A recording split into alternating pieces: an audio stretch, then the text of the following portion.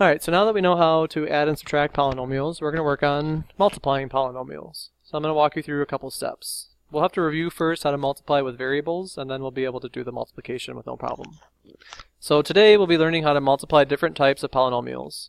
You have learned methods of simplifying these problems, but now they're going to have some more steps. So let's look and see what we have to do. So multiplying polynomials. The same rules apply that you have used before. You just have to apply the rules a couple times. Let's look at some examples. So let's review just exponents and how we work with exponents when we multiply terms that have the same base.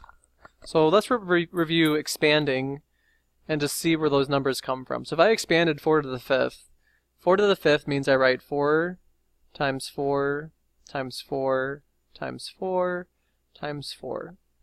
Because what this means is that I'm multiplying 4 by itself 5 times.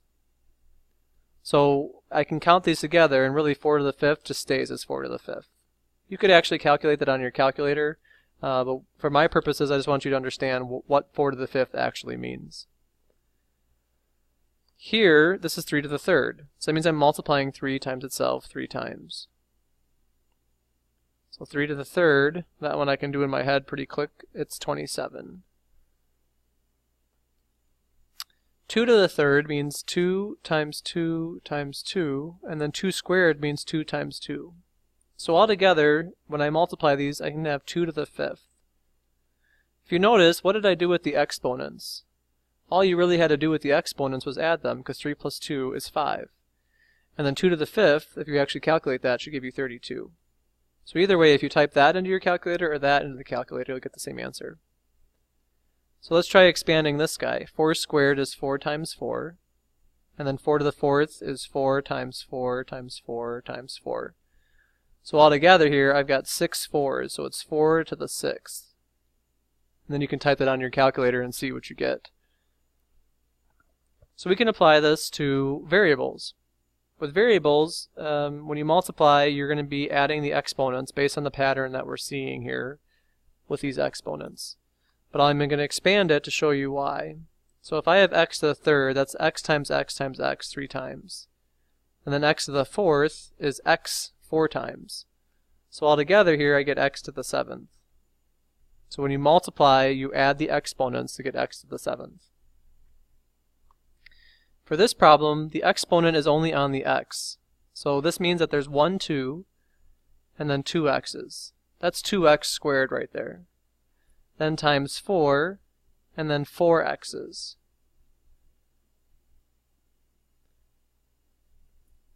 Make that a dot and make it a little bit better of an x. Okay.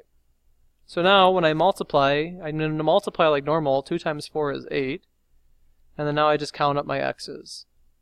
I have 6 x's, so it's x to the 6th, which should make sense because 2 plus 4 is 6.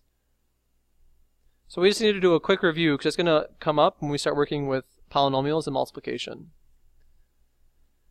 The first type of multiplication you'll see is between monomials and polynomials. So remember, monomials are terms that have no addition or subtraction, and then polynomials are terms that have addition and subtraction separating the terms. So when we're multiplying monomials, you're just distributing. So I'm multiplying 8x times 6x. So just like I did in this problem up here, I'm going to multiply the coefficients. 2 times 4 was 8 in this problem. For this problem, I'm doing 8 times 6. So 8 times 6 is 48. Now I have to multiply the x's. X times x is x squared. Then I distribute it again to the second term, so 8x times 6. 8x times 6 is just 48x. And there's your final answer. These you cannot add together because they're not like terms. What if I gave you a trinomial and then you multiplied it by a monomial? All I'm doing then is distributing 3 times. I have to distribute to each term. So 3 times 3 is 9, and then v squared. 3 times 8 is 24, v. And 3 times negative 5 is negative 15. So here I distributed the 3 to all 3 terms. So when you're multiplying with a monomial, it's pretty easy. Let's look at some other types of problems. The next set would be binomials. So binomials are when you have 2 sets of parentheses that you're multiplying together. and you have a term that's being added or subtracted in each of them. How this works is that you're going to be distributing 2 times. So you're going to take the first term and you're going to distribute it to the other 2 terms in the other set of parentheses. So I'm going to take 3n and multiply it by n plus 3n multiplied by 3. Because I'm taking this term and I'm multiplying it by both the n and the 3. You're then going to have to do the same thing with the 2. So it's going to be plus 2 times n plus 2 times 3. So I multiplied it by both terms inside the parentheses. So I have 4 things here at the end. Simplifying, 3n times n is 3n squared. 3 times 3n is 9n. 2n. And then 6. Here I can combine like terms like we worked on in the Tuesday and Wednesday's lessons. So this becomes 3n squared. 9 plus 2 is 11. And remember, when you're adding, the coefficients are the only things that change. The end and the variables stay the same. So there's my final answer for that one. So let's try it here again. I have to take both terms and distribute them. So I'm going to take n and multiply it by both terms. N times 2n. Alright, so we have n times 2n plus n times negative 2. Because this is a negative sign in front of that 2. Now I take my other 2 terms. Minus 1 times 2n, because there's a negative in front of it. Minus 1 times negative 2. This is called double distribution because I'm distributing it twice. So n times 2n is 2n squared. N times negative 2 is negative 2n. Negative 1 times 2n is negative 2n. And negative 1 times 2 is positive 2. Combine like terms in the middle there again. And there's your final answer.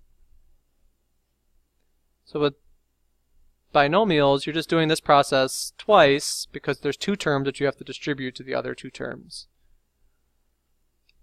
The last set of problems that you'll see are when you have to multiply by polynomials. So it's taking a binomial and it's multiplying it by a trinomial because there are 3 terms here inside the parentheses with 2 terms inside those parentheses.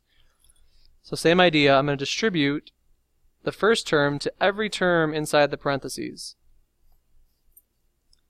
So I have 4a times 6a squared. 4a times 6a squared is 24a to the third. Because 4 times 6 is 24, and a times a squared, remember that a really has an exponent of 1, so it's like a to the first times a squared is a to the third. Now I have to distribute it to the middle term. 4a times negative a is negative 4a squared. 4a times 2 is positive 8a. So all I've done is I've taken the 4a and I've distributed it to each term inside the parentheses. Now I'm going to do the same thing with the 2. I have to distribute that to each thing inside the parentheses. 2 times 6a squared is 12a squared. 2 times negative a is negative 2a. And 2 times 2 is 4. So now once you get to here, you just combine like terms, and then you're done. There's no term that matches with 24a to the third, so that's by itself. Adding together the a squareds, I have negative 4 and 12, so that gives me 8a squared. Remember, when you're adding, the exponents don't change. It's only when you're multiplying that the exponents change. 8a minus 2a is 6a, and then plus 4. There's your final answer.